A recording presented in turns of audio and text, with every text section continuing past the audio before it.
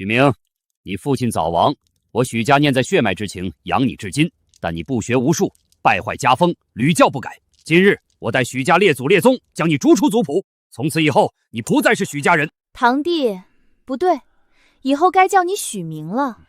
出了这个门，你可就什么都不是了。苏州城里，谁还会给你一口饭吃？来人，把族谱拿来。从今日起，许明与许家再无瓜葛。念你年幼，赏你3文钱做路费，去吧。大伯，3文钱太少了。什么？我说3文钱太少了，不过没关系。诸位记住今天。记住什么？记住你被赶出去的样子吗？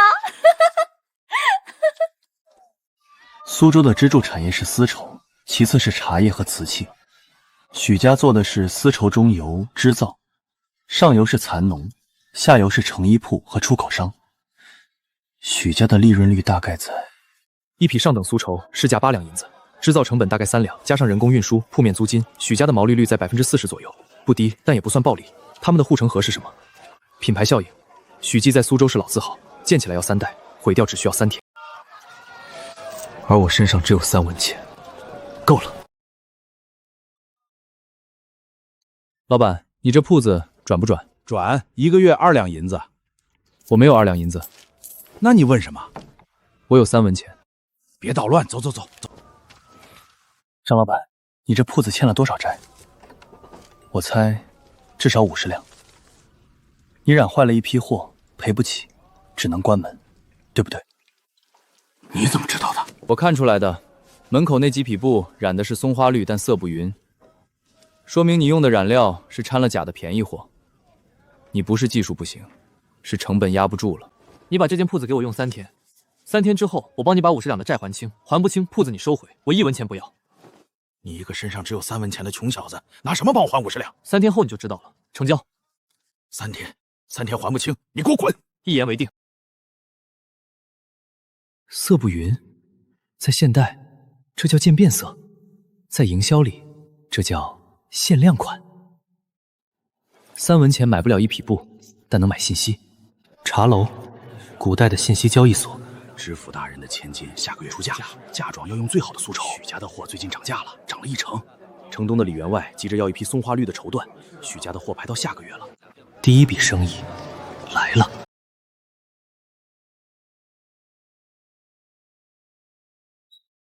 你找谁？在下许明，有一桩生意想跟李员外谈，关于松花绿绸缎的事儿。你是哪家的？我自己。你等着，进来吧，员外在花厅等你。你说你有松花绿的绸缎？对，3天之内可以交货。多少匹？您需要多少？20匹，上等品质，色泽均匀。我要送进京城的，不能有瑕疵，不能按正常标准卖。李员外，我有一批货，比市面上的松花绿更特别。怎么个特别法？独一无二，每一匹的色泽都不同，深浅渐变，浑然天成，不是机械的匀色，而是像山水画一样有层次、有意境。我没见过这种绸缎，因为这是新工艺，全苏州只有我这一批，限量20匹，卖完就没了。拿样品来看看。明天我带样品来，如果你满意，我们当场签契。哼，如果不满意呢？那就当我没来过。有点意思。在现代，这种瑕疵叫做手工质感，卖的比生产的贵3倍。关键不在于东西本身，在于你怎么定义它。明天让李员外看到样品，后天让全苏州知道这个名字。这色确实没见过，不是云色，但比云色好看。这叫渐变工艺，模仿的是山间晨雾透过竹林的光影效果，每一匹都是独一无二的，不可复制。多少钱一匹？12两。太贵了，8两。李老外，这批货全苏州只有20匹，您送进京城，京城的贵人们见过云色的绸缎，没见过这种，物以稀为贵，您比我懂。10两，20匹全要，少1文不卖。成交。我手里有110两，3天内交货，李老外放心。第一步完成，够给许家一个惊喜了。哟，这不是我们许家的钱少爷吗？怎么被赶出来1天就饿瘦了？我听说你连个住的地方都没有，要不要我赏你几文钱，去城外的破庙凑合一晚？堂姐，不用了，我现在住的地方比许家宽敞。哦，哪里？城隍庙？城东张记染坊，我刚盘下来的。你盘铺子？你拿什么盘？你身上只有3文钱。3文钱是昨天的事了，今天不一样。你从哪儿弄来的？你偷的吗？堂姐，我许明虽然被逐出了族谱，但从不偷不抢，这是我做生意赚的。对了，堂姐，过几天你可能会听到一个名字——天宫染，记住它。天宫染，什么东西？50两，你的债清了。你怎么才1天？张老板，我说过3天，我提前了2天。现在这间铺子归我了吧？归你，小兄弟，不，许老板，你要这铺子干什么都行。别急，我还有一件事要你帮忙。你说，如果我给你最好的染料，你能不能帮我染出更多渐变色的布？渐变色？你是说染坏的那种？不是染坏，是新工艺。从今天起，这不叫色不匀，这叫天工渐变。够了，该让许家知道，他们错了。这颜色怎么深一块浅一块的？是染坏了吧？你懂什么？人家这叫渐变，新工艺。你看这过渡多自然，像画出来的一样。真的假的？多少钱一匹？12两1匹，全苏州独一份，买到就是赚到。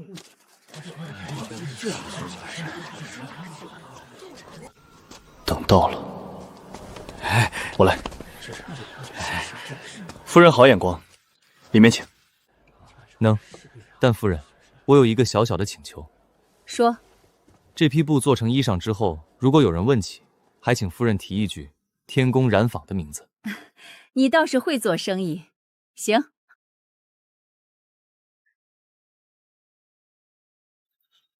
这就是免费广告。加班，今晚把剩下的货全部染出来，明天开始会很忙。你看见钱夫人昨天穿的那件衣裳没有？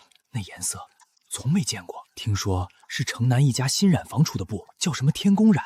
掌柜的，你这里有没有那种渐变色的绸缎，就是深一点浅一点那种，钱夫人穿的那种？许老板，布不够了，松花绿卖完了，烟霞粉只剩3株了。不版货，告诉他们这一批卖完了，下一批要等10天，想要的先交定金排号。各位，今天的货卖完了，下一批10天后要预定的交5两定金。320两，够，我该进行下一步了。大小姐，这几天的流水比上个月同期少了30%，好几个老主顾都跑去那个天宫染坊了。一个破染坊开了才几天，凭什么抢我们的客人？他们那个渐板色的布确实新鲜，城里的太太们都在。那就让咱们的染坊也染，照着他的样子染。大小姐，我们试过了，染不出来。那个色泽过度的效果，不知道他用的什么法子。我们的师傅研究了2天，染出来的不是一坨一坨的，就是全糊了。那个许明，他一个被赶出去的废物，怎么可能？去查他的染料从哪儿来的，查他的师傅是谁，查他的铺子是怎么盘下来的。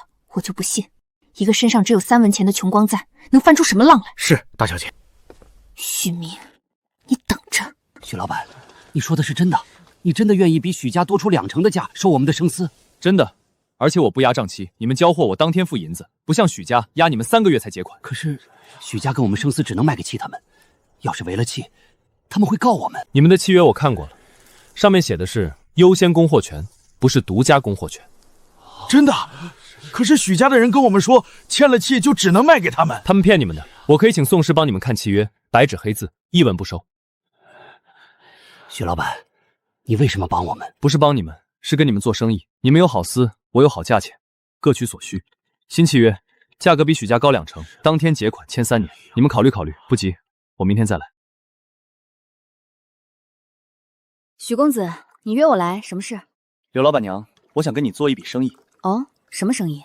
信息生意。你这间茶楼3教9流都来，商人谈生意，官员会客约住话，所有消息都从这里过。你不只是卖茶的，你卖的是信息。许公子倒是看得透，你想买什么信息？许家最近3个月的大额交易、客户、供货渠道，还有沈掌柜关系。你要对付许家？不是对付，是收购。你一个刚被逐出族谱的人，要收购许家？不是现在，但会很快。这些信息值多少钱？50两，以后每月30两，帮我盯着苏州大忙户。成交。许公子，我多问一句，你为什么觉得我会帮你，而不是把你的计划卖给许家？因为你不喜欢许家，我许家的小账户喘不过气。你这茶楼去年被许家涨了3成租。许公子，你比传闻中有意思多了。合作愉快。正面硬刚，蚂蚁撼大象。许家的丝绸从哪儿来？上游是太湖边的蚕农。许伯梦，你赶走的不是废物，是一条鲨鱼。老爷，太湖那边的蚕农有一半跟天宫染坊签了新客约，下个月开始，他们的生丝不再优先供给我们了。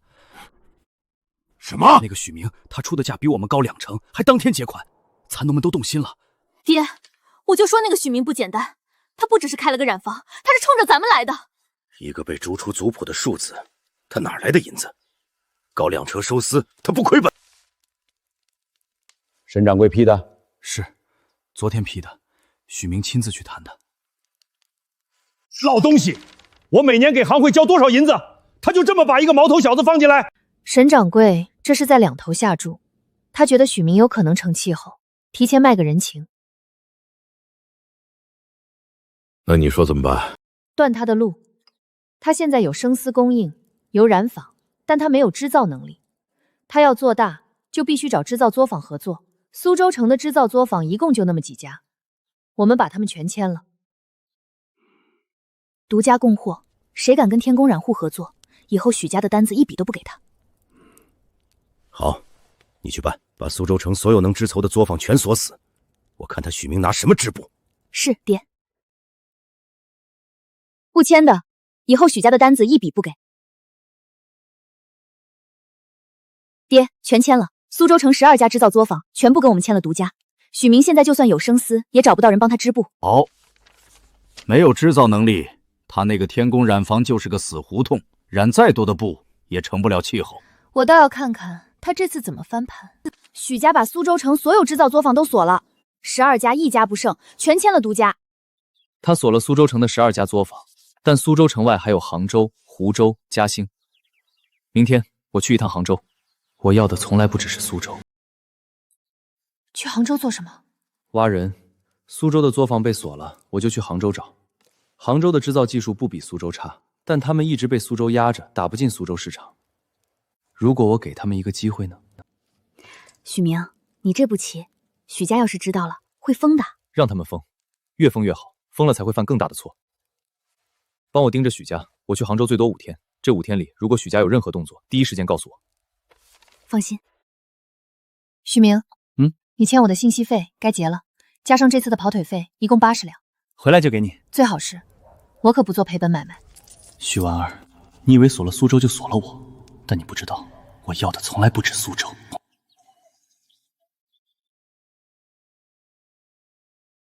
陆师傅，你是苏州来的，天宫染坊许明。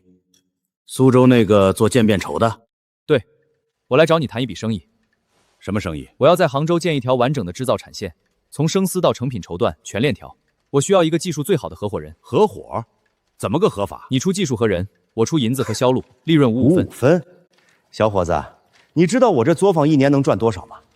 我凭什么跟一个外地来的年轻人55分？因为你现在一年赚3000两，跟我合作一年赚3万两。陆师傅，你的技术是杭州最好的，但你的布卖不进苏州，因为苏州的市场被许家垄断了，行会的门槛你进不去。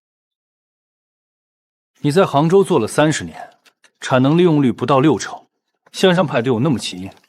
有机器闲着，有工人没活干，对不对？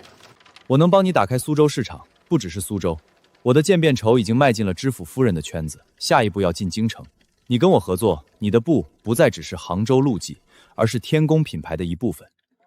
天宫的品牌溢价你分1半。你多大？20。20岁，口气倒不小。口气小的人做不了大事。哼。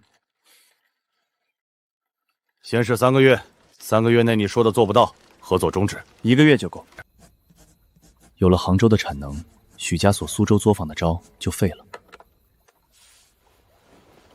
但这还不够，我要一个让许家自己犯错的机会。宫廷采办，皇商资格，这是许家最想要的东西。许伯宏，你准备了多久？那如果这个资格被我抢走呢？赵公公的事，详细说说。赵公公，司礼监的人，每年负责江南丝绸采卖，下月初5到苏州待10天。这次来要选一家作为宫廷绸缎的长期供应商，也就是皇商资格。父亲准备的怎么样？许伯庸已经备了3个月了，最好的绸缎留了500匹，全是上等品。另外他还准备了一份孝敬，据说是一尊金佛，值2000两。赵公公是个什么样的人？贪，但不蠢。他贪的不只是钱，还有面子。他喜欢被人捧着，喜欢独一无二的东西。去年他在杭州采办，选了一家做龙纹提花的作坊，就是因为那家的花样别处没有。你在想什么？我在想，如果我能给赵公公一样东西，是许家给不了的，全天下独一份的，他会不会选我？你一个开了不到1个月的小染坊，跟许家争皇商资格，许明你疯了吧？我没疯，我只是比许伯宏更懂一件事。什么事儿？客户要的不是最好的，是别人没有的。许家给他500匹上等绸缎，那是最好的。但如果我给他一样全天下只有我能做的东西，那就是别人没有的。赵公公会选哪个？你打算做什么？1匹布，只做1匹，但这1匹布要让赵金谷看一眼就走不动步。这是底部，接下来我要在上面做一件从来没有人做过的事。什么事？你听说过满庭芳吗？瓷牌名？不是瓷牌，是一种染色技法，在同一匹布上用7种颜色做渐过渡，形成一幅完整的画面。7色渐变，这能做到吗？以前不能，但我能。张叔，进来看看。这是布，这是满庭芳，全天下独1匹。许老板，这东西值多少钱？不卖，这是给赵公公的见面礼。这匹布无价。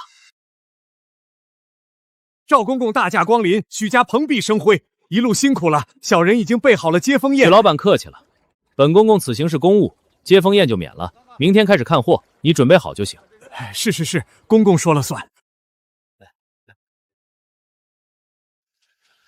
那个年轻人是谁？回公公不认识。有趣。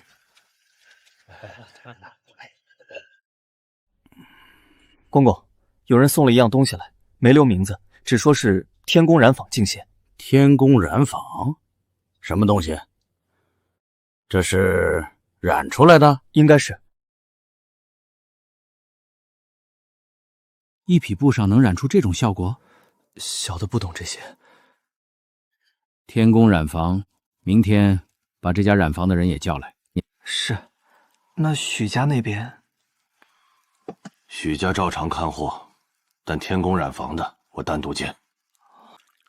有意思，苏州城里还有这种新鲜玩意儿。草民许明，见过赵公公。你就是天宫染坊的东家？是。多大了？20。20岁就开染坊了？被家里赶出来了，不开染坊就得饿死。这东西是你染的？是。怎么做到的？1匹布上染出这么多颜色，还能过渡的这么自然。我在宫里见过最好的贡品，也没有这种效果。独家技法，恕草民不能细说，但草民可以告诉公公，这只是一个小样。草民还有一件更好的东西，想请公公过目。哦，比这个还好。公公如果有兴趣，明日草民带来，但有一个小小的请求。说。草民希望公公看过之后，再决定今年的皇商资格花落谁家。多谢公公。行，明天带来，本公公等着。多谢公公。这小子有点东西。老爷，出事了！什么事儿？赵公公今天上午单独见了一个人，天宫染坊的许明。什么？驿馆的人说，赵公公是主动要求见的。昨晚天宫染坊送了一样东西过去，赵公公看了之后很感兴趣。送了什么东西？不知道，只知道是一个木匣子，很小。他一个开了1个月的小染坊，赵公公凭什么单独见？爹，不能让他得逞。赵公公明天看货，我们得……慌什么？他一个小染坊，能拿出什么东西跟我们500匹上等绸缎比？赵公公是做生意的，不是看杂耍的。1、2件新鲜玩意儿唬得了一时，唬不了一世。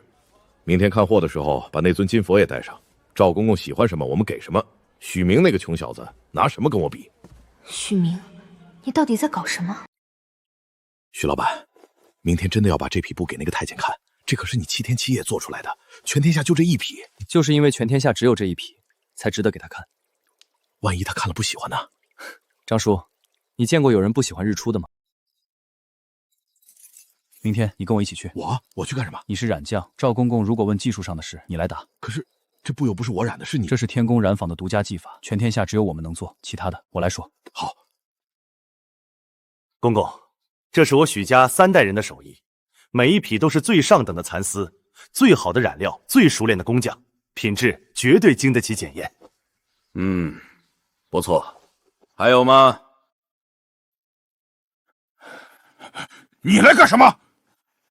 公公，草民来了。来了就好，本公公等着呢，拿出来看看吧。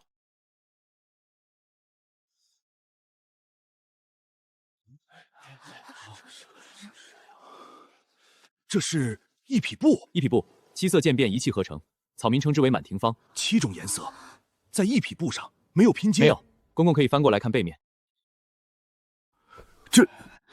本公公在宫里20年，见过天下最好的绸缎，没见过这种东西。不能，这种技法极其复杂，每一匹都需要7天7夜不间断的染制，1个月最多出2匹。也就是说，全天下1年最多24匹，每一匹都是独一无二的。这不可能！一匹布上染7种颜色，还能过度自染，这一定是假的，是拼接的。堂姐，这是给赵公公看的东西，你要验真假，可以请赵公公身边的行家来验，但动手扯，恕我不能让你碰。这位是小女无状，公公恕罪。这匹布本公公要了，草民只想要一个机会，让天宫染服的东西有资格送进宫里。皇商资格的事儿，容本公公考虑考虑。赵公公，小人还有一份薄礼想呈给。改天吧，今天本公公累了。全城都在传，说赵公公看了你的布之后，许家的500匹绸缎看都没看第2头。许伯庸的金佛连拿出来的机会都没有。消息传得挺快。许明，你知道这意味着什么吗？如果赵公公真的把皇商资格给你，他会给的，但不是现在。为什么？因为赵公公是个聪明人，他不会只因为一匹布就做决定。他会观察，会比较，会权衡。许家经营了3代，根基深厚，供货稳定。我一个新人，他不确定我能不能长期供货。那你打算怎么办？给他确定性。明天我要请赵公公参观天宫染坊，让他看到我的产能、我的团队、我的供应链，让他知道天宫不是一个人的作坊，是一个体系。你的杭州产线还没完全建好，只需要让他看到正在建就够了。一个正在高速成长的企业，比一个停滞不前的老字号更有想象力。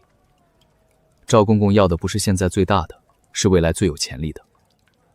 你这个人脑子里装的东西，不像是这个时代的。爹，你一晚上没吃东西了。爹，赵公公那边还有转还的余地吗？他看都没看我的金佛，2000两，看都没看。我经营许家30年，从我爹手里接过来的时候，许家只是苏州城一个中等商户，是我把他做到了4大家族之一。30年，我把许明赶出去的时候，以为他会饿死在街头，1个月他就站到了我对面。不行，皇商资格不能让他拿到，如果他拿到了，许家就彻底完了。爹，你想怎么做？5000两，没有人能在5000两面前保持中立。我明天就去。许伯庸让大小姐明天去找沈掌柜，出5000两，让沈掌柜出面拦天宫染坊。送到天宫染坊，现在就送。5000两卖沈掌柜，许伯庸终于坐不住了。这封信送到驿馆，交给赵公公身边的随从，就说天宫染坊许进有要事禀报。是。沈掌柜是个生意人，5000两能买他一次，但买不了他一辈子。他会帮许家做什么？最可能的，用行会的名义给我设障碍。但沈掌柜忘了一件事，我现在不只是行会的会员，他不敢，除非他不知道赵公公对我的态度，所以我要让他知道。沈掌柜，我爹的意思您明白？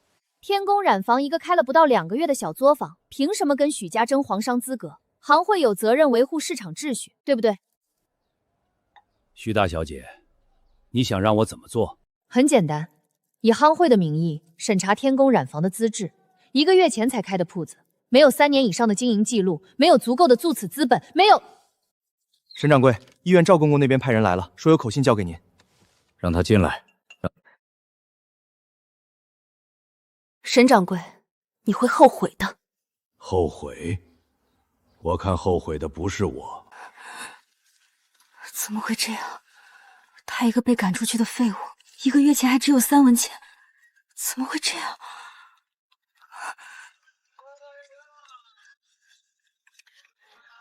不行，不能让他赢，一定还有办法，一定还有。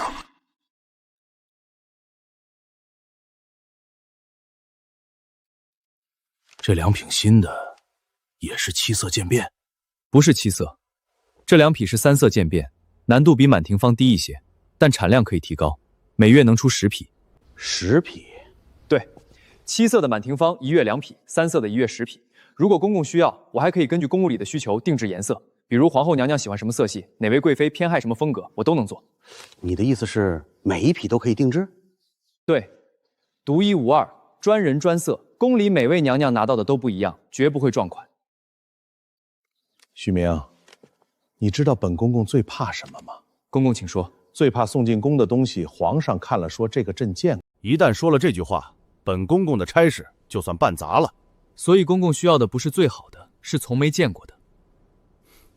你这小子比那些做了几10年生意的老狐狸还通透。说说你的产能。本公公要的不是一锤子买卖，是长期供货。你一个小染坊撑得住吗？公公问得好，草民已经在杭州建了制造基地，跟当地最好的制造师傅合作，从生丝到成品全链条可控。但本公公在宫里20年，最清楚一件事：皇上不缺好东西，缺的是新鲜东西。你的渐变绸是本公公见过最新鲜的，皇商资格本公公给你。多谢公公，草民不会让公公失望。别谢太早，皇商不是终点，是起点。你的东西送进宫，如果皇上不满意，本公公第一个摘你的牌子。草民明白，好好干，本公公看好你。徐老板，皇上，我们成皇上了，成了。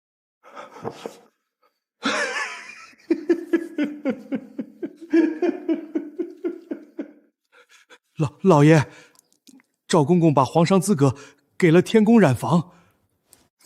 你说什么？皇上资格给了许明，今天上午定的，赵公公亲口说的。不可能！我许家3代人30年，他一个月就……爹，你别激动。我不信他一个被赶出去的废物能拿到皇上。爹，现在不是不信的时候，我们得想办法。还有什么办法？沈掌柜不帮我们，赵公公站在他那边，蚕农被他抢了一半，我们还有什么？老爷，还有一个消息，许明拿到皇上资格的消息传出去之后，说城里有3家制造作坊主动找上了天宫染坊，要跟他合作，就是之前跟我们签了独家的那几家。许家真的要完了。我当初不该把他赶出去。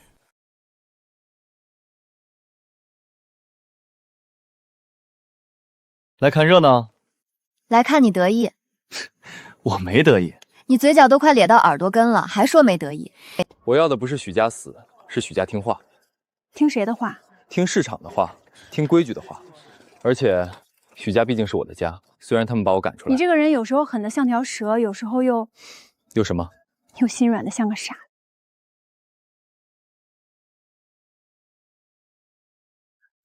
你，许少爷，不对，你已经不是。跟许伯庸说，许明求见。老爷说，请进。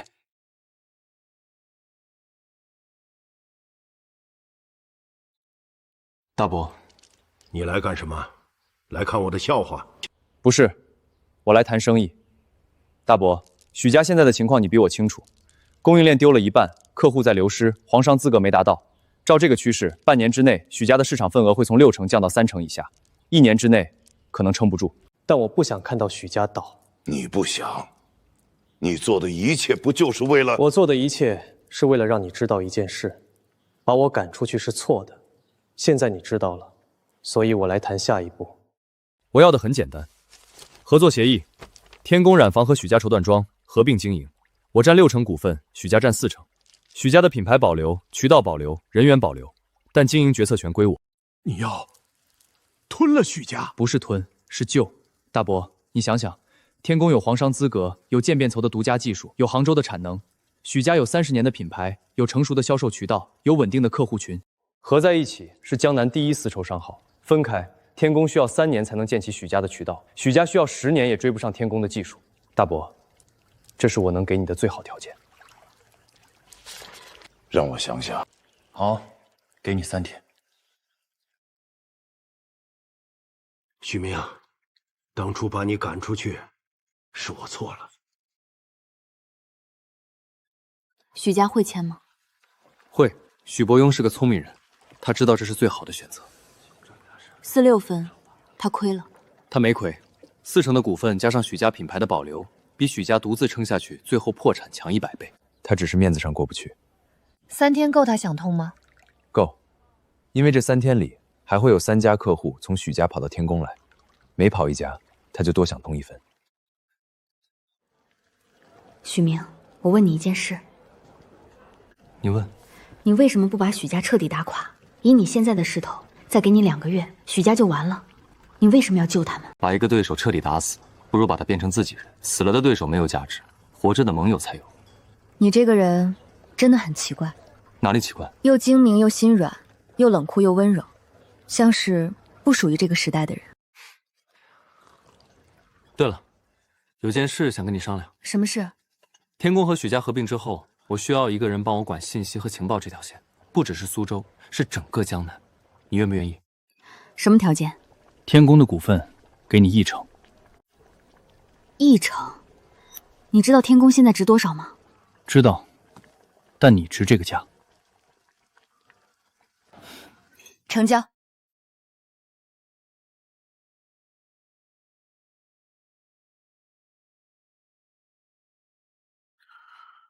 老了，真的老了。从今天起，天宫许明分3条线。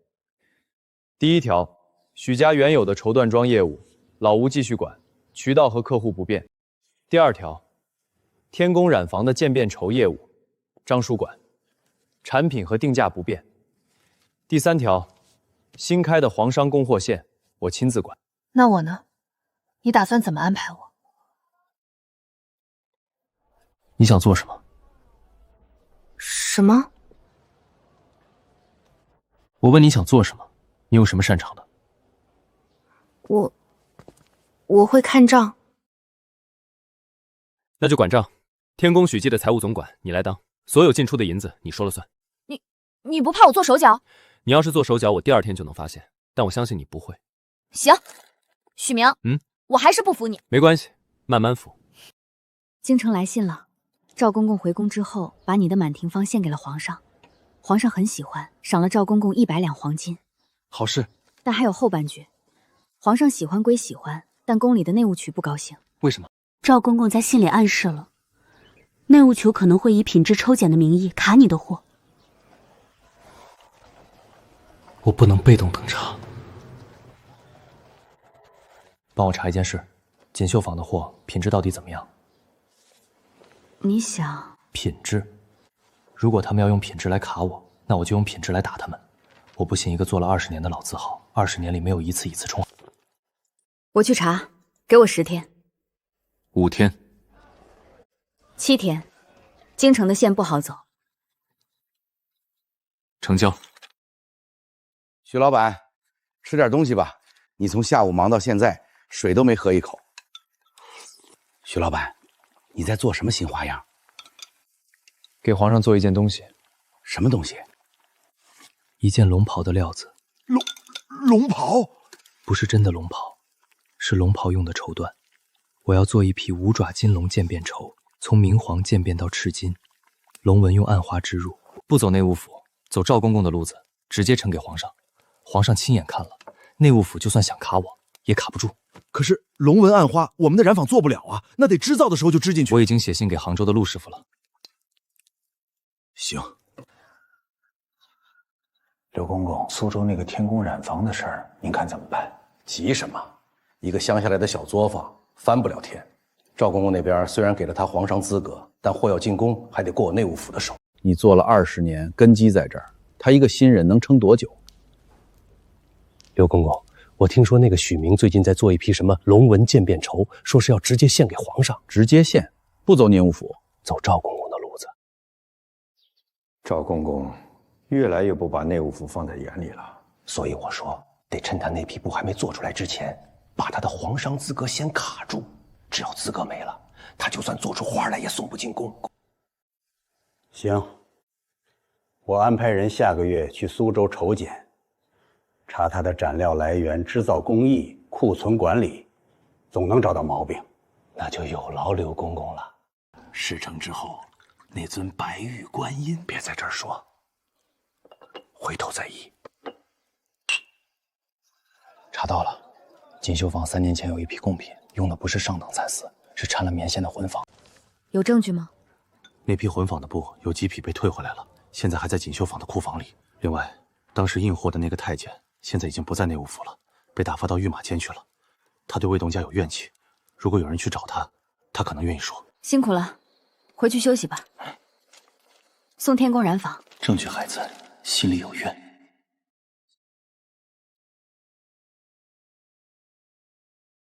天宫染坊许明，正是。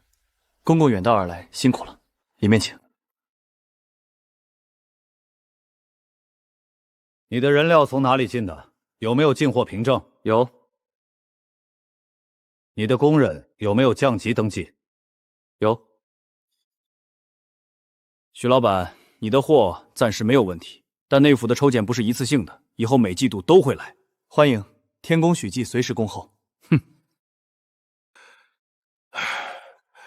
吓死我了。爹，你看许明一点都不紧张。不紧张是因为我知道他们查不出问题。我从第一天开始就按最高标准做，不是为了应付检查，是因为做生意本来就该这样。你比我强，越急越露破绽。龙纹绸做好了就送来，其他的事本公公心里有数。赵公公心里有数，那我就放心了。接下来，该轮到锦绣坊紧张了。徐老板，底部今天就能下机，你那边的染色方案定了吗？定了，从明黄渐变到赤金，再到深琥珀色，龙纹的部分不染，保留原色，这样在渐变的底色上，龙纹会自然凸显出来。那岂不是龙在云中游，底色像是天空从日出到日落，龙纹浮在上面？对，就是这个效果。徐老板，你这脑子到底怎么长的？底部下trang之后，连夜送回苏州，我亲自染，这匹布不能有任何闪失。放心，我亲自押送。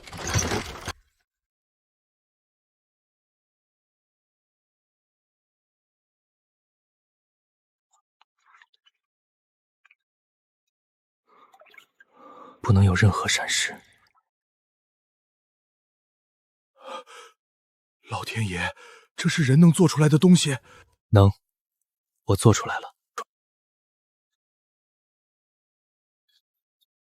赵办办，什么东西值得你亲自送来？陛下，苏州天宫染坊新制的贡品金龙破晓绸，奴才斗胆，请陛下过目。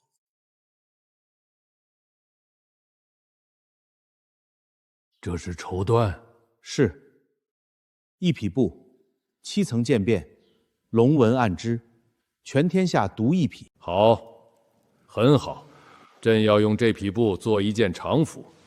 陛下圣明。天宫染妇以后的贡品都从他家出。奴才遵旨。皇上亲口说的，以后贡品都从天沟出。是赵公公亲自呈的，皇上龙颜大悦，还说要用那匹布做常服。赵公公，好手段，绕过内务府直接呈给皇上，这是打我的脸。刘公公，现在怎么办？锦绣坊那边，锦绣坊的事先放一放，现在最要紧的是不能让天宫染坊彻底取代锦绣坊，否则我们在宫里的路子就断了。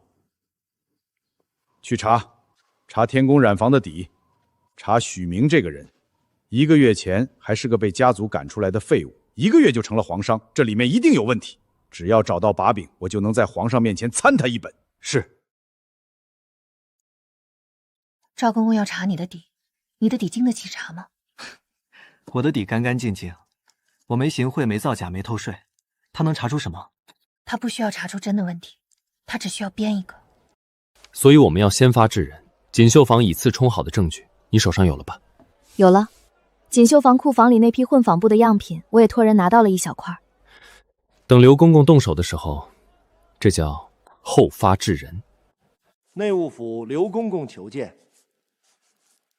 让他进来。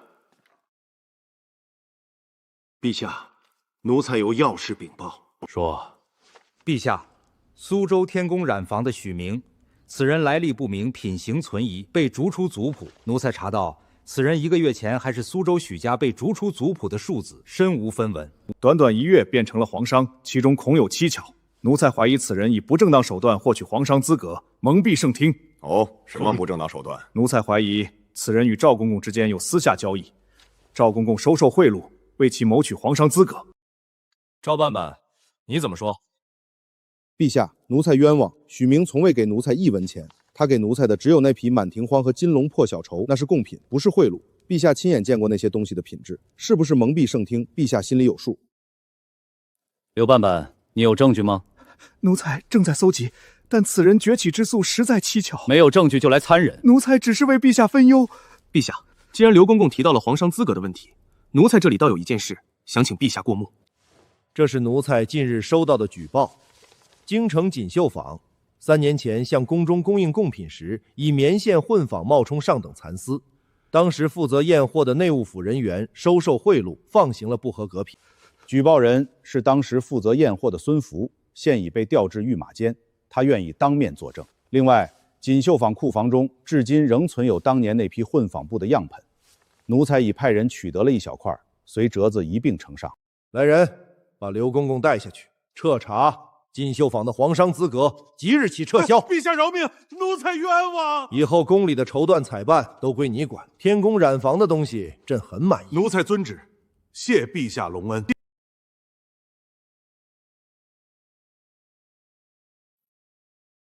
跟大家说一个消息，京城锦绣坊的皇商资格被撤了，内务府的刘公公被查办了，以后宫里所有绸缎采办由赵公公全权负责。那岂不是说以后宫里的绸缎全是我们的？不是全是，但大头是我们的。赵公公信里说了，以后每年宫廷用绸的70%从天宫许记采购。许明，大伯，你做到了我30年没做到的事。不是我一个人做到的，没有许家30年的底子，没有张叔的手艺，没有大伯的凭控，没有老儿的账本，我一个人做不成。天宫许记是大家的。许明，你接下来打算做什么？把杭州的产线扩大1倍，再开拓南京和扬州的市场。3年之内，让天宫许记成为江南第1丝绸商海。然后呢？然后，不知道，走一步看一步吧。你这个人做生意的时候算无一列，一步看10步，怎么说到自己的事儿就走一步看一步了？因为生意是可以算的，人生算不了。卖糖葫芦嘞！我多大了还吃这个？又没人规定多大不能吃糖葫芦。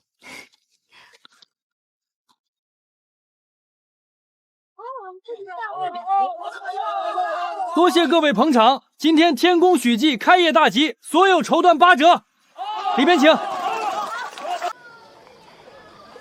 3文钱，1个月，从被赶出家门到江南第1绸庄。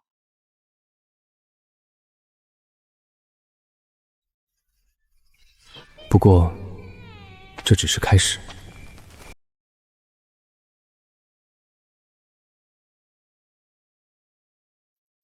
这个时代比我想象的有意思。从今日起，许明重归许家族谱。进来，跪下，给列祖列宗上炷香。回来了，回来了，感觉怎么样？重新被写进族谱？没什么感觉，名字写在哪里不重要，重要的是人站在哪里。说得好，那你现在站在哪里？站在该站的地方。许明，我一直想问你一件事。问。你到底是什么人？你的脑子里装的那些东西，什么饥饿营销、品牌溢价、供应链管理，这些词我从来没听别人说过。你不像是这个时代的人。如果我说我是从很远很远的地方来的呢？多远？远到你想象不到。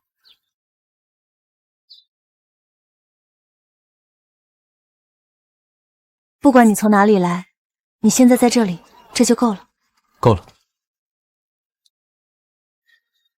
3文钱，1个月，从一无所有到江南第1商后。有人说我是天才，有人说我是疯子，但只有我自己知道，我只是一个被赶出家门的人，想证明一件事。证明什么呢？证明一个人的价值不是别人给的，是自己挣的。你把我赶出去，我就自己站起来；你看不起我，我就让你仰着头看。